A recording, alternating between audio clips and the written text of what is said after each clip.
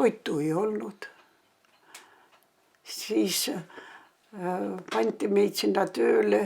No see oli, vot juba õppisime Vargil. Seal õppisime juba Vargil. Pandi seal viljapuhastus oli, käsipuhastus oli seal. Siis me kodu tulime siis kas kinda sisse või saapa sisse või sokutasime teri. Isa tegi selle käsikivi ja ema siis all, seal on muldkeller selle onni all, seal pidi jahvatama, et naaber ei kuule. Sellepärast ja siis küpsetas neid pätsikesi ja vot seal me õppisime juba esimese varguse. Aga siis elu oli ikka vilets ja mina mõtlesin, et mina küll siia ei jää.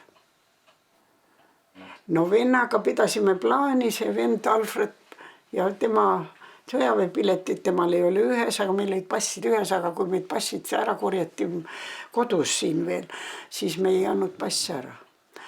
Aga see vend Alfred tahtis nagu tulla, aga pärast lõi kartma ja mina mõtlesin, et ei, kui ei tule, siis mina lähen. Ja siis ma läksin üksipäini. Kodus kõik teadsid peale isa. Küsisin komendanti käest, Svinski rajooni keskus oli, kus oli arst. Käisin luba küsimas arstile, lubati muidugi arstile ja mina läksin arstile. Läks 3 päeva mööda rohkem edasi ja mind hakati taga otsima ja ma ei olegi seal rajooni arstil käinud. Ja siis hakati mind taga otsima, aga selle peal mina olin juba Paramitski jaamas. Paramitski jaam oli 100 või natukene üle neid kilomeetrit ja Paramitskist ostsin Omski pileti, et mitte Leningradi või Moskva peale osta. Esiteks Omski peale ja Omskis olin ühe öö seal kusagil aias põõsal ja järgmine päev mõtlesin, et siis saab küll Leningradi pileti osta. Ja läksin pileti järjekorda ja seal ühed eestlased ostavad ka Leningradi pileti. Mina ei teinud väljagi, et mina oskan keelt või ei oska keelt. Ja siis ma eraldusin nendest ära ja sõitsin rongiga. Rongis oli ühtelugu passikontroll, aga minul pass korras.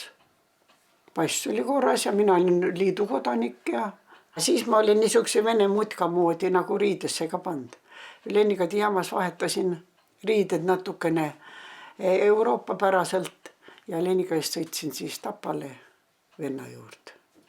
Muidugi ei tohtinud tema edasi rääkida, et ja minu ema ütles, et kui sa nüüd lähed Eestisse, et kes sind aitab ainult tema tädipoeg Ants Kruus. Mine kindlasti. Ja ma läksingi. Tema mind tundis ära, me olime lapsed, kui ta meil külas käis. Ja ütles, et oi, see on Alma tütar. Ja kuidas tulid, mind lubati ja nii me talle rääkisingi. Ja ta ütles, et mina aitan küll, kui lubati õppima, no kui õppima, siis tema oli väga arusaaja inimene, tema aitab ja tema andis mulle siis raha. Ja olin 5 kuud Eestis, kui ma tegelikult sõitsin Tapale venna poolt sõitsin ma Tartu korterisse, kus meil oli korter. Üks hambaarst Slussmann oli, tal oli 3-toaline korter ja ta ruttu andis need korterid välja või toad välja, et venelasi ei paigutata. Ja mina läksin sinna siis, et sinna jäid mingisugused riided jäid. Ja hambaarst oli tööl, Virtin oli kodus ja ütles, et püha jumal, kust sa tuled, eile käidi sind taga otsimas. Mina jõudsin täna siia, eile mind otsiti juba taga. Ja tema oli muidugi seal suure lahingu löönud, et viidi Siberisse ja teie otsite siit taga. Ja siis ma pidin sealt ära minema ja siis ühe kooliõdede tuttava üks perekond Tamm, kes väga aitas. Läksin selle juurde ja siis tema ütles, et minu papa aitab sind. Ja nende pere oli juba oma kodust ära põgenenud, neid aeti taga ja nemad olid Türil. Siis sõitsin sinna Türile. Aga neil juba Türil oli ka juba saba järel, nemad Türilt kolisid jälle edasi ja Tamme papa ütles, et me võtame sind kaasa Loodi ja läksime Loodi sovhoosi. Kõik hakkasid huvi tundma. Ja oli juba jälle saba järel. Ja siis see Tamme papa sokutas mind Viljandisse, sel ajal oli üks abistajate ring. Viljandis ühe aadressis ühe papa juurde ja mine sinna, ära räägi midagi, see annab sulle tee, kus sa edasi lähed. ja Viljandis üks härra seal andis ühe paberi, ütles, et sõitke Mõisaküla raudteejaamas töötab üks naine.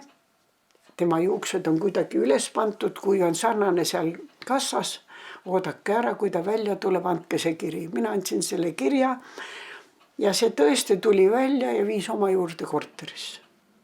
Ei küsinud, kes või mis ja mina jälle rääkisin, et vanemad surnud, onu kasvatas, onu suri ära ja kellegile ma ei rääkinud, et ma Siiberist põgenesin. Ja ta viis oma korterisse, tema mees oli venelased ära tapnud ja andis mehe kabineti mul seal ja siis ma sain sinna lasteaeda tööle. Kuni esimese palgani. Ma läksin oma nimel tööle. Ma ei saanud nime muuta, sellepärast et kaasteadja oleks saanud karistuse. Töölt Mõisaküla kauplusse tulin uksest välja ja 2 miltsa tulid vastas ja võeti kinni. Juba oli meie sugulastelt ja naabritelt ja selle sama Ants Kruusa käest päritud, kes ja mis ma olen. Ja võeti mind kinni ja viidi Pärnu vanglasse. Pärnu vanglas ma ei tea, kaua ma olin, kas 10 päeva või no igatahes sauna viidi, nii et ma võisin olla nädal või nii. Ja siis Pärnu vanglasse tuli üks polkovnik, tuli Tallinnast. Tuli üle kuulama juba Ants Kruusa pärast, mitte minu pärast, aga Ants Kruusa pärast. Et kas see on ühenduses, et mind aitas ta sealt ära ja millega tegeleb Ants Kruus, kui ta on niisuguse võimuka koha peal. No sealt ei saanud see polkovnik ka mingisugust, mina raiusin vasta, mina pole Kruusa pool käinud ja pole käinud. Ja kuna Kruus oli juba üles tunnistanud, et tuli küll, aga teda lubati. Ja vot oli niisugune kahepoolne jutt. Ja siis Pärnu vanglast ei saanud midagi ja siis viidi Tallinnasse patareisse. Tallinnasse patareisse ja hakkas jälle seesama, kõige rohkem oli uurimine Ants Kruusa pärast. Et ma ära jooksin, see oli teada, et ma saan karistuse. Aga nendel oli vaja teada, milline ühendus oli Ants Kruusal meie perega. Ja et kas ta tõesti oli ühenduses nende jooksikutega või metsavendadega või niimoodi. Ja siis oli mul uurija, oli üks Venemaa eestlane. Ta porssis eesti keelt ja vene keelt läbisegi ja sellega me ei saanud kuidagi hakkama ja järsku muudeti mul uurija ja täiesti umbvenelane. Ja siis me ei saa tekkida, hakkab jälle otsast peale seesama jutt ja siis tal vist hakkas minust kahju ja pani selle Ants Kruusa tunnistuse üles, et ma tõesti käisin ja et ta mulle raha andis. No siis mul ei olnud midagi, kui ta juba tunnistas, ma ütlesin rastak, pustak. Ja sellega siis lõpetati mu uurimine ära. Ja viidi ära Lasnamäe jaotuspunkti.